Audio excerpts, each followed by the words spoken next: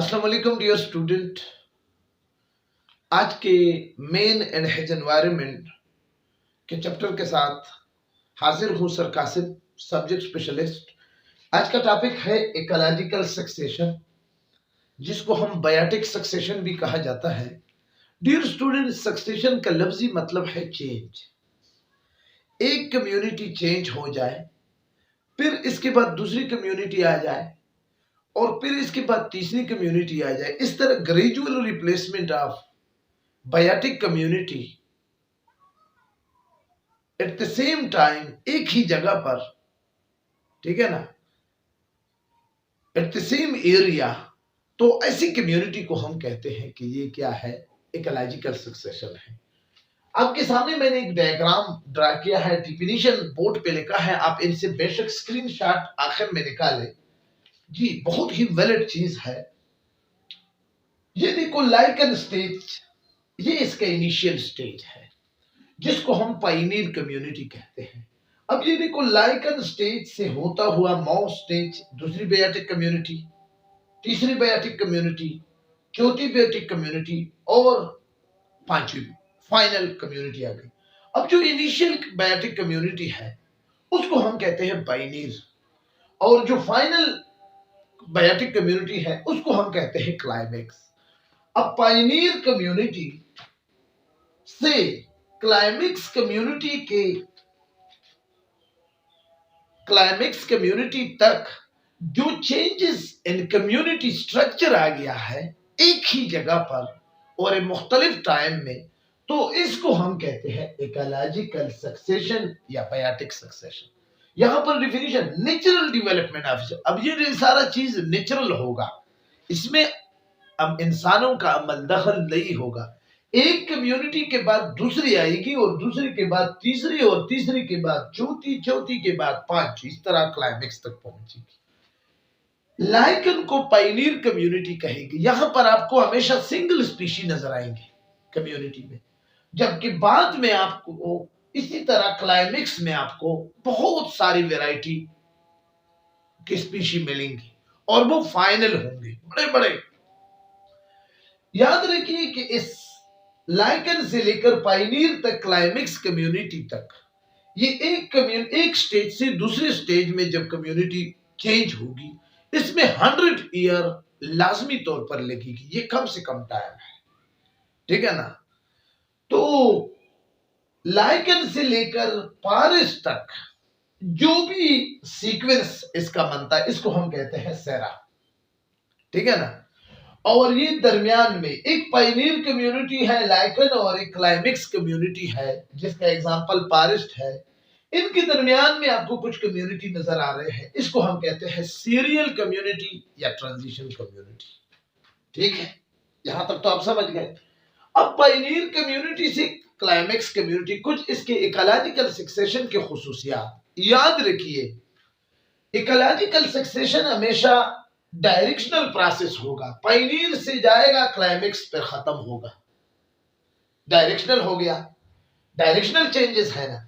दूसरी, बायोडायवर्सिटी में इजाफा होगा, यहां पर सिंगल था, यहां पर 2 होंगे, यहां पर 3 होंगे, और इसी तरह तरह क्लाइमेक्स में आपको बहुत ज्यादा बायोडायवर्सिटी नजर आएगी, तो बायोडायवर्सिटी भी इंक्रीज होगी, दूसरा कैरेक्टर। तीसरा, बायोमास भी इंक्रीज होगा। अब बायोमास क्या है? The life which is present on the earth is called biomass. ये इंक्रीज होंगे, ठीक है ना। नंबर्स भी इंक्रीज होंगे। डाइवर्सिटी क्या है? द डिफरेंस बिटवीन ऑर्गेनिज्म, ये भी इंक्रीज होगा। निच स्पेशलिटी भी इंक्रीज होगी। अब निच क्या है? Functional role of organism in ecosystem, एक इकोसिस्टम में एक ऑर्गेनिज्म का जो किरदार है उसको हम निच कहते हैं। ये स्पेशलिटी भी और ह्यूमस क्वांटिटी भी इंक्रीज होगा। इवोल्यूशन और सक्सेशन दोनों पैरेलल प्रोसेस है। जिस तरह की इवोल्यूशन के लिए बेस्ट कैरेक्टर रिक्वायर है, इसी तरह इकोलॉजिकल सक्सेशन के लिए भी बेस्ट कैरेक्टर वाली ही आगे सक्सेशन कर लेंगे एक कम्युनिटी जब दूसरी कम्युनिटी को रिप्लेस करते हैं, याद रखिए कि वहां पर लाजमी तौर पर अच्छे कैरेक्टर वाले जाएंगे आगे। पायनियर कम्युनिटी अनस्टेबल कम्युनिटी है, जबकि कॉम्प्लेक्स कम्युनिटी स्टेबल कम्युनिटी होगी। ठीक है ना। यहां से यहां तक ये सफर हजारों साल में मुकम्मल होगा। क्लियर। अब ये तो कैरेक्टर हो गए। लोकेशन की बुनियाद पर आपके सामने, अगर इकोलॉजिकल सक्सेशन फ्रेश वाटर में है तो हाइड्रोस्फीयर, अगर साल्टी वाटर में है तो हेलोस्फीयर, अगर ड्राई रीजन में है तो जीरोस्फीयर जहां पर पानी कम हो, लैंड में है तो लिथोस्फीयर, स्टोन में है तो सेमोस्फीयर। ठीक है। अब इकोलॉजिकल सक्सेशन की टाइप, दो किस्म के खुसूसियात होंगे। पहली खुसूसियात ये होगी कि टाइप ऑफ इकोलॉजिकल सक्सेशन में आपके साथ दो किस्म के होंगे, एक प्राइमरी इकोलॉजिकल सक्सेशन और दूसरी secondary ecological succession. Primary ecological succession उस इकोलॉजिकल सक्सेशन को कहा जाता है जहां पर साइल बिल्कुल मौजूद ही ना हो। ठीक है ना। न वहां पर ह्यूमस मौजूद हो, न वहां पर साइल मौजूद हो, यानी वहां पर सिर्फ बियर रॉक्स में जो कम्युनिटी सक्सेशन शुरू होती है तो उसको हम कहते हैं प्राइमरी इकोलॉजिकल सक्सेशन। यानी इसका ये मतलब है कि इससे पहले यहां पर बायोटिक कम्युनिटी मौजूद नहीं थी। ठीक है ना। जबकि सेकेंडरी इकोलॉजिकल सक्सेशन ये वो टाइप है इकोलॉजिकल सक्सेशन का जहां पर साइल और ह्यूमस मौजूद होंगे, यानी पहले इस पर कम्युनिटी बायोटिक कम्युनिटी गुजरी है नेचुरल डिजास्टर की वजह से, यानी आग लगने की वजह से, अर्थक्वेक की वजह से, या दूसरे तूफान की वजह से, या सैलाब की वजह से वो कम्युनिटी खत्म हो चुकी है। ठीक है ना। यानी इससे पहले एक बायोटिक कम्युनिटी मौजूद थी। तो ऐसी सक्सेशन, ऐसी इकोलॉजिकल सक्सेशन को हम क्या कहते हैं? सेकेंडरी। याद रखिए कि प्राइमरी में आप ये लिख सकते हैं कि साइल इज एब्सेंट। ठीक है ना। ये चीज बड़ी जरूरी है।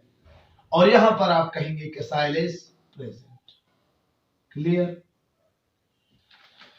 आपके साथ यहां पर सीरियल कम्युनिटी बहुत ज्यादा होंगे, ये बहुत ज्यादा होंगे प्राइमरी इकोलॉजिकल सक्सेशन में। Serial community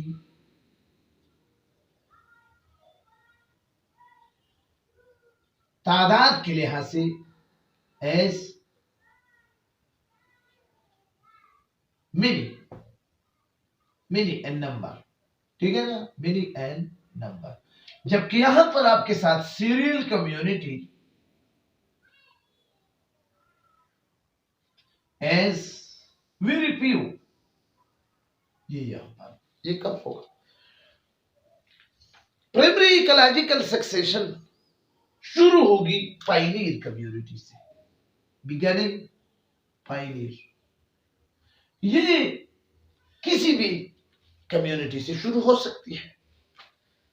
it take 1000 year, यानी पायनियर कम्युनिटी से क्लाइमेक्स कम्युनिटी तक पहुंचने के लिए प्राइमरी इकोलॉजिकल सक्सेशन 1000 ईयर लगाएगा।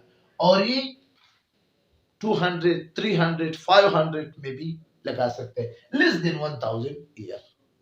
ठीक है ना।